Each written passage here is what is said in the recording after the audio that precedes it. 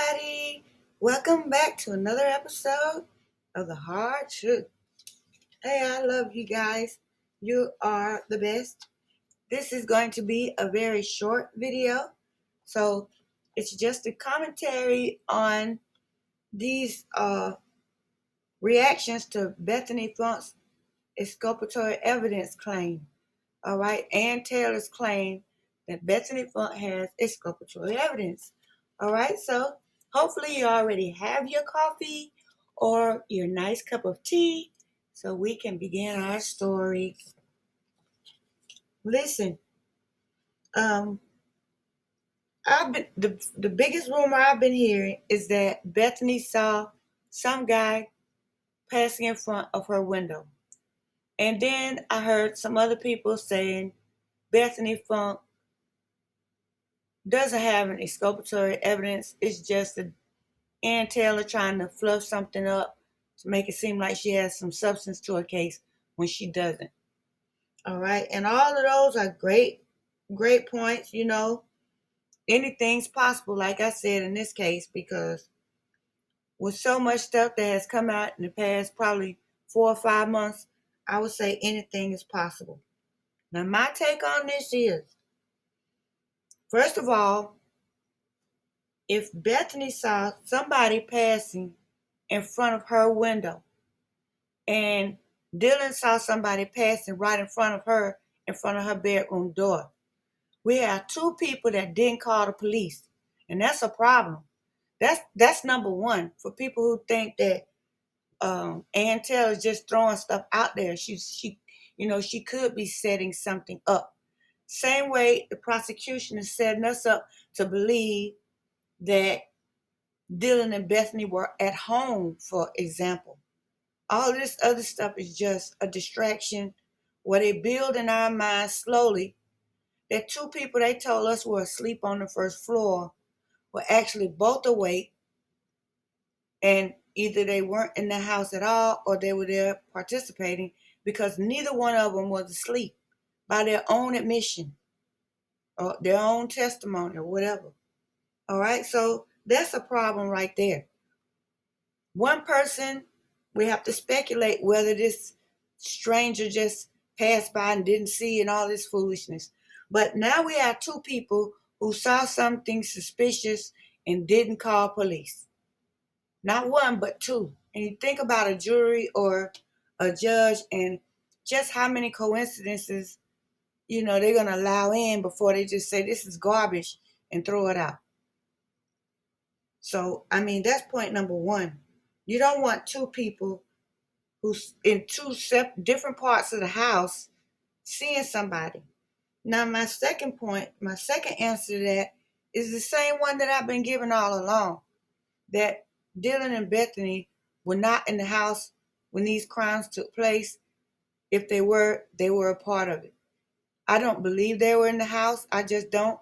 And so, to me, that negates all of the testimony of Dylan and Bethany, and that all we have is narratives that prop Dylan up in her bedroom door looking, and they not as propping Bethany up downstairs looking out her window or whatever she's doing, she's not asleep.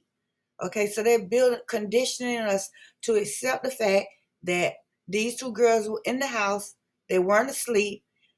Four people died, killers running around the house. They just happened to survive. That's what we're being conditioned to believe by just repeating the same narrative and adding more and more, absurdities to it as they go.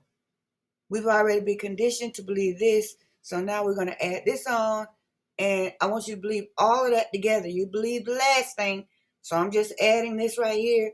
Let's put it all together and say this is the truth. Okay?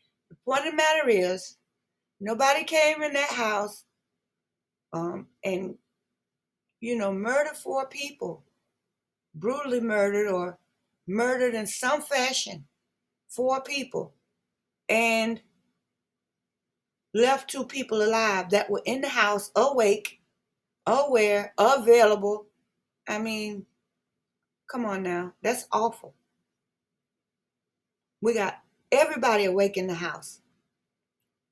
There's no way there were two people in the house that were left as witnesses and they weren't complicit. It's just no way. It's just no way.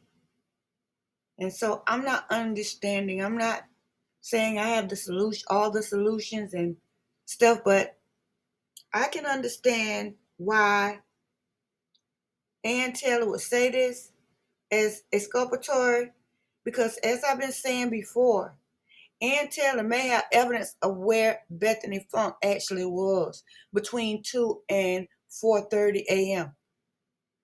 All she needs is that one card. And it doesn't matter where they put Bethany in that house. It's not going to stand up. It's just going to make their case worse down the road.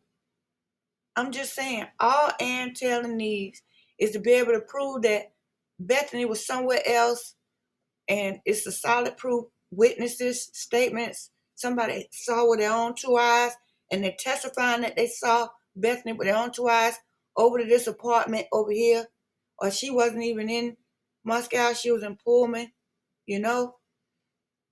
If Ann Taylor has that, then everything about Bethany's statements and anything about Bethany is exculpatory. It's all lies.